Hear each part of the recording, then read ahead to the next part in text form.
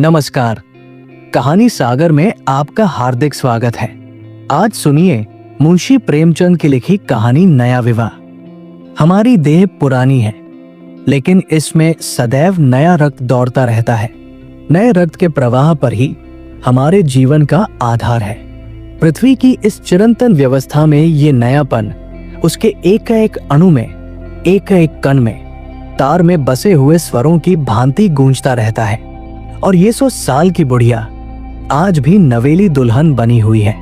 जब से लाला डंगामल ने नया विवाह किया है, उनका जीवन नए सिरे से जाग उठा है। जब पहली स्त्री जीवित थी, तब वे घर में बहुत कम रहते थे। प्रातः से 10-11 बजे तक तो पूजा पाठ ही करते रहते थे। फिर भोजन करके दुकान चले जाते। वहां से 1 बजे रात लौटते और थके मांदे सो जाते। यदि लीला कभी कहती, जरा और सवेरे आ जाया करो, तो बिगड़ जाते और कहते, तुम्हारे लिए क्या दुकान छोड़ दूं या रोजगार बंद कर दूं। ये वो जमाना नहीं है कि एक लोटा जल चढ़ाकर लक्ष्मी प्रसन्न कर ली जाए। आज उनकी चौखट पर माथा रगड़ना पड़ता है, तब भी उनका मुंह सीधा नहीं होता। लीला बेचारी चुप हो जाती। अभी 6 महीने पहले की बात है। लीला को ज्वर चढ़ा हुआ था। लाला जी दुकान जाने लगे, तब उसने डरते डरते कहा, देखो मेरा जी अच्छा नहीं है, जरा सवेरे आ जाना। डंगामल ने पगड़ी उतारकर खूंटी पर लटका दी और बोले, अगर मेरे बैठे रहने से तुम्हारा जी अच्छा हो जाए तो मैं दुकान न जाऊंगा। लीला हताश होकर बोली, मैं दुकान जाने को तो नहीं मना करती, केवल जरा सवेरे आने को कहती हूं। तो क्या दुकान पर बैठा मौज किया करता हूं। डंगामल झुंझलाकर बोले। लीला इसका क्या जवाब देती। पति का ये स्नेहीन व्यवहार उसके लिए कोई नई बात न थी। इधर कई साल से उसे इसका कठोर अनुभव हो रहा था कि उसकी इस घर में कद्र नहीं है। वो अक्सर इस समस्या पर विचार भी किया करती, पर वो अपना कोई अपराध न पाती। वो पति की सेवा अब पहले से कहीं ज्यादा करती। उनके कार्यभार को हल्का करने की बराबर चेष्टा करती रहती, बराबर प्रसन्न चित्त रहती। कभी उनकी इच्छा के विरुद्ध कोई काम नहीं करती। अगर उसकी जवानी ढल चुकी थी, तो इसमें उसका क्या अपराध था। किसकी जवानी सदैव स्थिर रहती है। अगर अब उसका स्वास्थ्य उतना अच्छा न था, तो इसमें उसका क्या दोष। उसे बेकसूर क्यों दंड दिया जाता है। उचित तो यह था कि 25 साल का साहचर्य अब एक गहरी मानसिक और आत्मिक अनुरूपता का रूप धारण कर लेता, जो दोष को भी गुण बना लेता, जो पके फल की तरह ज्यादा रसीला, ज्यादा मीठा, ज्यादा सुंदर हो जाता। लेकिन लालाजी का वनिक हृदय हर एक पदार्थ को वाणिज्य की तराजू से तौलता था। बूढ़ी गाय जब न दूध दे सकती है न बच्चे, तब उसके लिए गौशाला ही सबसे अच्छी जगह है। उनके विचार में लीला के लिए इतना ही काफी था कि घर की मालकिन बनी रहे, आराम से खाए और पड़ी रहे। उसे अख्तियार है, चाहे जितने जेवर बनवाए, चाहे जितना स्नान व पूजा करे, केवल उनसे दूर रहे। मान प्रकृति की जटिलता का एक रहस्य यह था कि डंगामल जिस आनंद से लीला को वंचित रखना चाहते थे, जिसकी उसके लिए कोई जरूरत ही न समझते थे, खुद उसी के लिए सदैव प्रयत्न करते रहते थे। लीला 40 वर्ष की होकर बूढ़ी समझ ली गई थी, किंतु वे 43 के होकर अभी जवान ही थे। जवानी के उन्माद और उल्लास से भरे हुए लीला से अब उन्हें एक तरह की अरुचि होती थी। और वह दुखिया जब अपनी त्रुटियों का अनुभव करके प्रकृति के निर्दय आघातों से बचने के लिए रंग व रोगन की आड़ लेती, तब लाला जी उसके बूढ़े नखरों से और भी घृणा करने लगते। वे कहते, वाह री तृष्णा, 7 लड़कों की तो मां हो गई, बाल खिचड़ी हो गए, चेहरा धुले हुए फलालेन की तरह सिकुड़ गया, मगर आपको अभी महावर, सेंदूर, मेहंदी और उपटन की हवस बाकी ही है। औरतों का स्वभाव भी कितना विचित्र है। न जाने क्यों बनाव सिंगार पर इतनी जान देती है। पूछो, अब तुम्हें और क्या चाहिए। क्यों नहीं मन को समझा लेती कि जवानी विदा हो गई और इन उपादानों से वो वापस नहीं बुलाई जा सकती। लेकिन वे खुद जवानी का स्वप्न देखते रहते थे। उनकी जवानी की तृष्णा अभी शांत न हुई थी। जाड़ों में रसों और पाकों का सेवन करते रहते थे। हफ्ते में 2 बार खिजाब लगाते और एक डॉक्टर से मंकी ग्लैंड के विषय में पत्र व्यवहार कर रहे थे। लीला ने उन्हें असमंजस में देखकर कातर स्वर में पूछा, कुछ बतला सकते हो? कितने बजे आओगे? लालाजी ने शांत भाव से पूछा, तुम्हारा जी आज कैसा है? लीला क्या जवाब दे? अगर कहती कि बहुत खराब है तो शायद वे महाशय वहीं बैठ जाएं और उसे जलिकती सुनाकर अपने दिल का बुखार निकाले। अगर कहती कि अच्छी हूं तो शायद निश्चिंत होकर 2 बजे तक कहीं खबर न ले। इस दुविधा में डरते डरते बोली, अब तक तो हल्की थी लेकिन अब कुछ भारी हो रही है। तुम जाओ, दुकान पर लोग तुम्हारी राह देखते होंगे। हाँ, ईश्वर के लिए 1-2 न बजा देना। लड़के सो जाते हैं। मुझे जरा भी अच्छा नहीं लगता, जी घबराता है। सेठ जी ने अपने स्वर में स्नेह की चाशनी देकर कहा, 12 बजे तक आज जरूर जाऊंगा। लीला का मुख धूमिल हो गया। उसने कहा, 10 बजे तक नहीं आ सकते? 11:30 से पहले किसी तरह नहीं। नहीं, 10:30। अच्छा, 11 बजे। लाला वादा करके चले गए, लेकिन 10 बजे रात को एक मित्र ने मुजरा सुनने के लिए बुला भेजा। इस निमंत्रण को कैसे इनकार कर देते? जब एक आदमी आपको खातिर से बुलाता है तब ये कहा कि भलमनसाहत है कि आप उसका निमंत्रण अस्वीकार कर दें। लाला जी मुजरा सुनने चले गए। 2 बजे लौटे। चुपके से आकर नौकर को जगाया और अपने कमरे में आकर लेट रहे। लीला उनकी राह देखती रही, प्रत्येक क्षण विकल वेदना का अनुभव करती हुई। न जाने कब सो गई थी। अंत में इस बीमारी ने अभागिनी लीला की जान ही लेकर छोड़ा। लाला जी को उसके मरने का बड़ा दुख हुआ। मित्रों ने संवेदना के तार भेजे। एक दैनिक पत्र ने शोक प्रकट करते हुए लीला के मानसिक और धार्मिक सद्गुणों को खूब बढ़ाकर वर्णन किया। लाला जी ने इन सभी मित्रों को हार्दिक धन्यवाद दिया और लीला के नाम से बालिका विद्यालय में 5 वजीफे प्रदान किए तथा मृतक भोज तो जितने समारोह से किया गया वो नगर के इतिहास में बहुत दिनों तक याद रहेगा। लेकिन 1 महीना भी न गुजरने पाया था कि लालाजी के मित्रों ने चारा डालना शुरू कर दिया और उसका ये असर हुआ कि 6 महीने की विधुरता के तप के बाद उन्होंने दूसरा विवाह कर लिया। आखिर बेचारे क्या करते? जीवन में एक सहचरी की आवश्यकता तो थी और इस उम्र में तो एक तरह से वो अनिवार्य हो गई थी। जब से नई पत्नी आई, लालाजी के जीवन में आश्चर्यजनक परिवर्तन हो गया। दुकान से अब उतना प्रेम नहीं था। लगातार हफ्तों न जाने में भी उनके कारोबार में कोई हर्ज नहीं होता था। जीवन के उपभोग की जो शक्ति दिन ब दिन क्षीण होती जाती थी, अब वो छींटे पाकर सजीव हो गई थी। सूखा पेड़ हरा हो गया था, उसमें नई नई कोपले फूटने लगी थी। मोटर नई आ गई थी, कमरे नए फर्नीचर से सजा दिए गए थे। नौकरों की भी संख्या बढ़ गई थी। रेडियो आ पहुंचा था और प्रतिदिन नए नए उपहार आते रहते थे। लालाजी की बूढ़ी जवानी जवानों की जवानी से भी प्रखर हो गई थी। उसी तरह जैसे बिजली का प्रकाश चंद्रमा के प्रकाश से ज्यादा स्वच्छ और मनोरंजक होता है। लालाजी को उनके मित्र इस रूपांतरण पर बधाइयां देते जब वे गर्व के साथ कहते, भाई हम तो हमेशा जवान रहे और हमेशा जवान रहेंगे। बुढ़ापा यहाँ आए तो उसके मुंह में कालिख लगाकर गधों पर उल्टा सवार करा के शहर से निकाल दे। जवानी और बुढ़ापे को न जाने क्यों लोग अवस्था से संबद्ध कर देते हैं। जवानी का उम्र से उतना ही संबंध है जितना धर्म का आचार से, रुपए का ईमानदारी से, रूप का श्रृंगार से। आजकल के जवानों को आप जवान कहते हैं, उनकी 1000 जवानियों को अपने 1 घंटे से भी न बदलूंगा।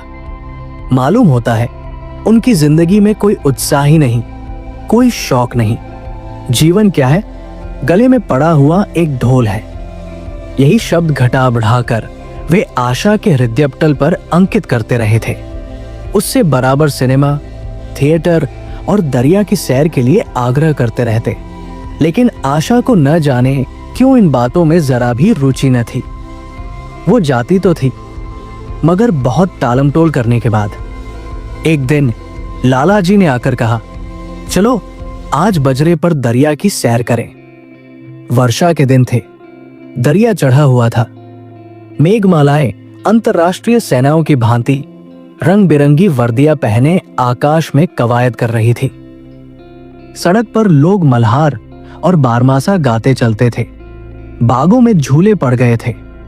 आशा ने बेदली से कहा, मेरा जी तो नहीं चाहता।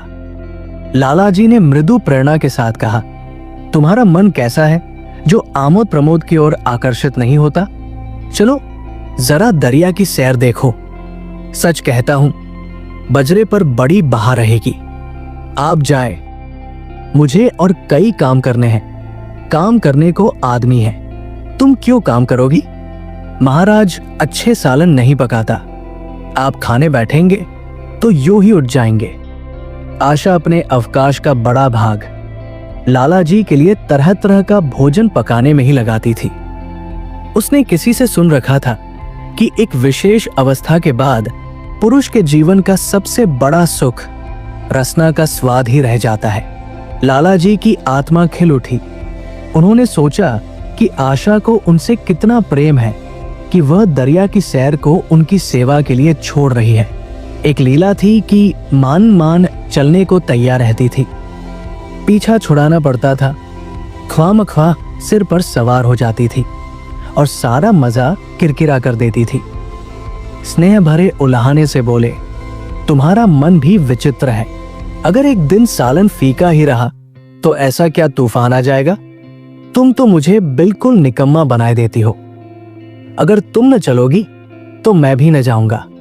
आशा ने जैसे गले से फंदा छुड़ाते हुए कहा, आप भी तो मुझे इधर उधर घुमा घुमा कर मेरा मिजाज बिगाड़ देते हैं। ये आदत पड़ जाएगी तो घर का धंधा कौन करेगा?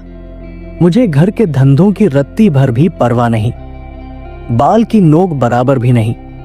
मैं चाहता हूं कि तुम्हारा मिजाज बिगड़े और तुम गृहस्थी की चक्की से दूर रहो। और तुम मुझे बार बार आप क्यों कहती हो? मैं चाहता हूं तुम मुझे तुम कहो, तू कहो, गालियां दो, धौल जमाओ। तुम तो मुझे आप कह के जैसे देवता के सिंहासन पर बैठा देती हो।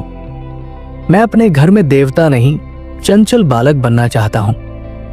आशा ने मुस्कुराने की चेष्टा करके कहा, भला मैं आपको तुम कहूंगी? तुम बराबर वाले को कहा जाता है क्या, बड़ों को? मुनीम ने अगर 1 लाख के घाटे की खबर सुनाई होती तो भी शायद लाला जी को इतना दुख न होता जितना आशा के इन कठोर शब्दों से हुआ। उनका सारा उत्साह, सारा उल्लास जैसे ठंडा पड़ गया। सिर पर बाकी रखी हुई फूलदार टोपी, गले में पड़ी हुई जोगिए रंग की चुनी हुई रेशमी चादर, वो तंजेब का बेलदार कुर्ता जिसमें सोने के बटन लगे हुए थे, ये सारा ठाट उन्हें कैसे हास्य जंग जान पड़ने लगा, जैसे वो सारा नशा किसी मंत्र से उतर गया हो। निराश होकर बोले, तो तुम्हें चलना है या नहीं? मेरा जी नहीं चाहता तो मैं भी न जाऊं। मैं आपको कब मना करती हूं? फिर आप कहा? आशा ने जैसे भीतर से जोर लगाकर कहा, तुम, और उसका मुखमंडल लज्जा से आरक्त हो गया। हाँ, इसी तरह तुम कहा करो। तो तुम नहीं चल रही हो? अगर मैं कहूं तुम्हें चलना पड़ेगा तब चलूंगी। आपकी आज्ञा मानना मेरा धर्म है। लाला जी आज्ञा न दे सके। आज्ञा और धर्म जैसे शब्द उनके कानों में चुभने से लगे। खिसियाए हुए बाहर को चल पड़े। उस वक्त आशा को उन पर दया आ गई। बोली, तो कब तक लौटोगे? मैं नहीं जा रहा हूं। अच्छा, तो मैं भी चलती हूं। जैसे कोई जिद्दी लड़का रोने के बाद अपनी इच्छित वस्तु पाकर उसे पैरों से ठुकरा देता है, उसी तरह लाला जी ने मुंह बनाकर कहा, तुम्हारा जी नहीं करता तो न चलो। मैं आग्रह नहीं करता, आप नहीं, तुम बुरा मान जाओगे। आशा गई, लेकिन उमंग से नहीं। जिस मामूली वेश में थी उसी तरह चल खड़ी हुई। न कोई सजीली साड़ी, न जड़ाऊ गहने, न कोई सिंगार, जैसे कोई विधवा हो। ऐसी ही बातों पर लालाजी मन में झुंझला उठते थे। ब्याह किया था जीवन का आनंद उठाने के लिए, झिलमिलाते हुए दीपक में तेल डालकर उसे और चटक करने के लिए। अगर दीपक का प्रकाश तेज न हुआ तो तेल डालने से लाभ। न जाने इसका मन क्यों इतना शुष्क और नीरस है, जैसे कोई ऊसर का पेड़ हो। कितना ही पानी डालो, उसमें हरी पत्तियों के दर्शन न होंगे। जराओ गहनों से भरी पेटारियां खुली हुई है। कहां से मंगवाए, दिल्ली से, कलकत्ते से कैसी कैसी बहुमूल्य ताड़ियां रखी हुई हैं। एक नहीं, सैकड़ों, पर केवल संदूक में कीड़ों का भोजन बनने के लिए। दरिद्र घर की लड़कियों में यही ऐब होता है, उनकी दृष्टि सदैव संकीर्ण रही है। न खा सके, न पहन सके, न दे सके, उन्हें तो खजाना भी मिल जाए तो यही सोचती रहेंगी कि खर्च कैसे करें। दरिया की सैर तो हुई, पर विशेष आनंद न आया। कई महीने तक आशा की मनोवृत्तियों को जगाने का असफल प्रयत्न करके लालाजी ने समझ लिया कि इसकी पैदाइश ही मुहर्मी है, लेकिन फिर भी निराश न हुए। ऐसे व्यापार में एक बड़ी रकम लगाने के बाद वे उसमें अधिक से अधिक लाभ उठाने की वणिक प्रवृत्ति को कैसे त्याग देते। विनोद की नई नई योजनाएं पैदा की जाती। ग्रामोफोन अगर बिगड़ गया है, गाता नहीं या साफ आवाज नहीं निकलती, तो उसकी मरम्मत करानी पड़ेगी। उसे उठाकर रख देना तो मूर्खता है। इधर बूढ़ा महाराज एकाएक बीमार होकर घर चला गया था और उसकी जगह उसका 17-18 साल का जवान लड़का आ गया था। कुछ अजीब गवार था, बिल्कुल झंगर, उजड़, कोई बात ही न समझता था। जितने फुल के बनाता उतनी तरह के।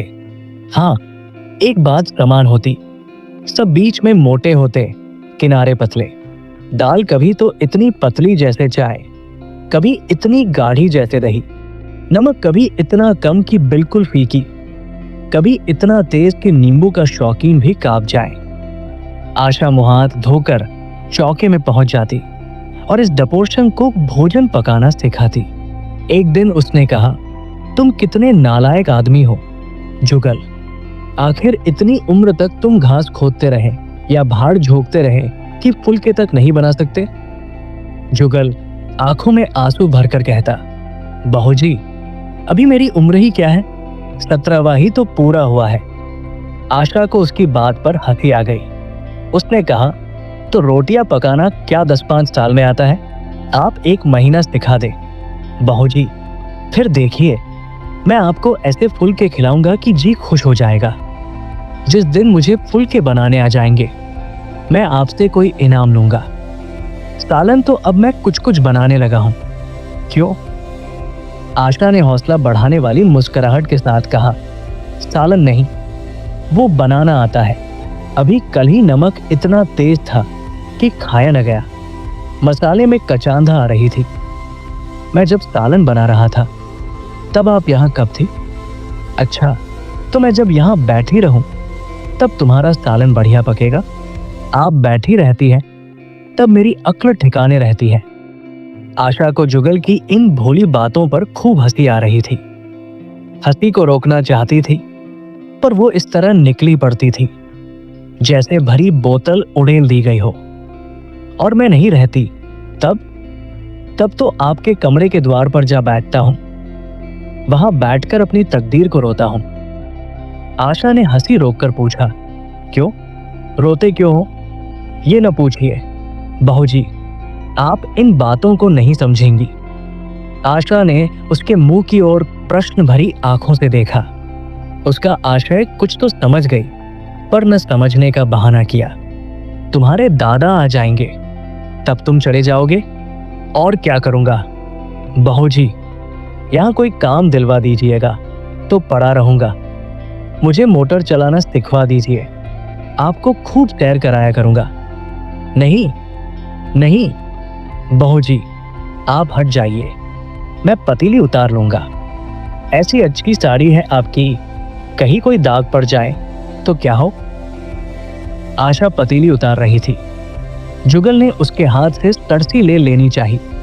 दूर रहो, फूहड़ तो तुम हो ही, कहीं पतीली पाव पर गिरा ली तो महीनों झिंकोगे। जुगल के मुख पर उदासी छा गई। आशा ने मुस्कुराकर पूछा, क्यों, मुंह क्यों लटक गया सरकार का? जुगल रुआसा होकर बोला, आप मुझे डांट देती है बहू जी, तब मेरा दिल टूट जाता है। सरकार कितना ही घुड़के, मुझे बिल्कुल ही दुख नहीं होता।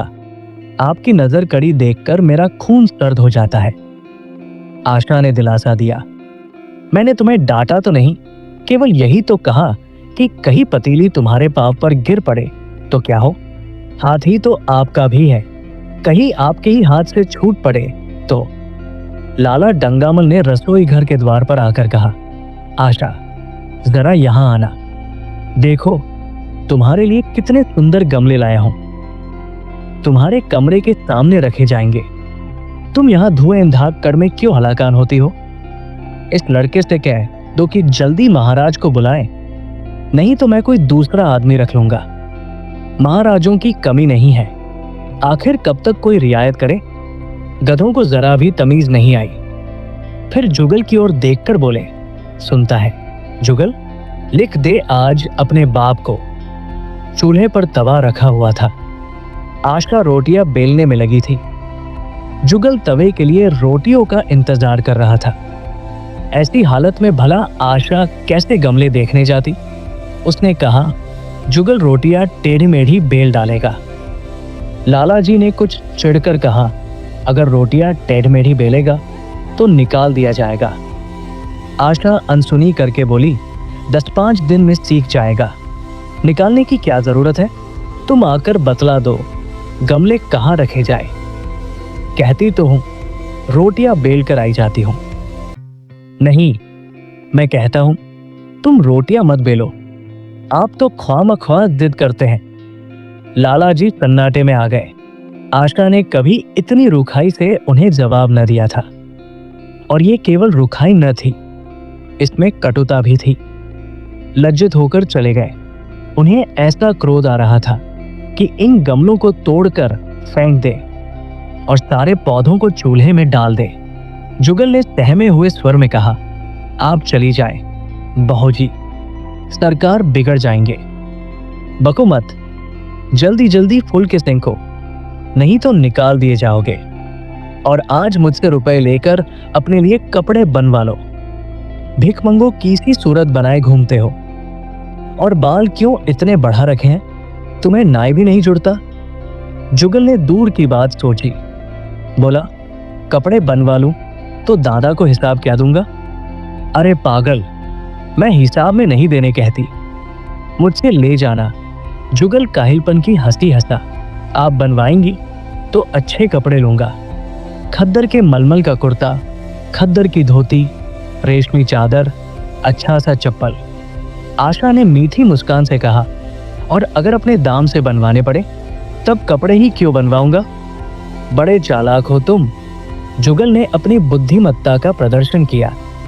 आदमी अपने घर में सूखी रोटियां खाकर तो रहता है, लेकिन दावत में तो अच्छे अच्छे पकवान ही खाता है। वहां भी यदि रूखी रोटियां मिले तो वो दावत में जाए ही नहीं। ये सब मैं नहीं जानती।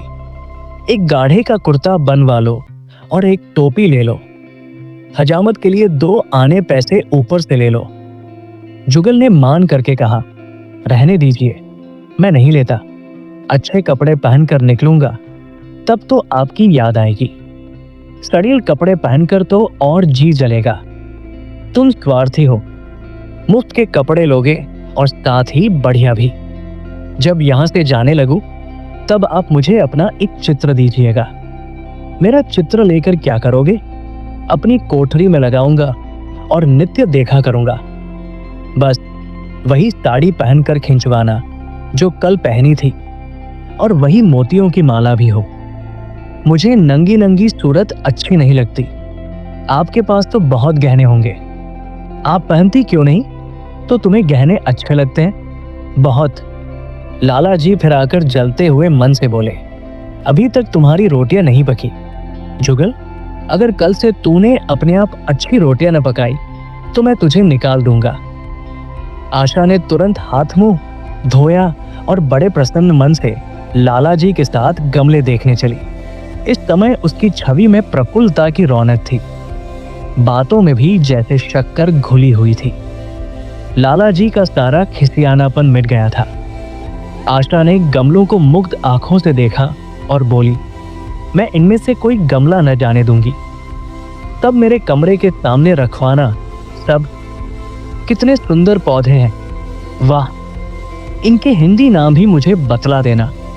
लाला जी ने छेड़ा, सब गमले क्या करोगी, 10-5 पसंद कर लो, शेष मैं बाहर रखवा दूंगा। जी नहीं, मैं एक भी न छोड़ूंगी, सब यही रखे जाएंगे। बड़ी लालचिन हो तुम।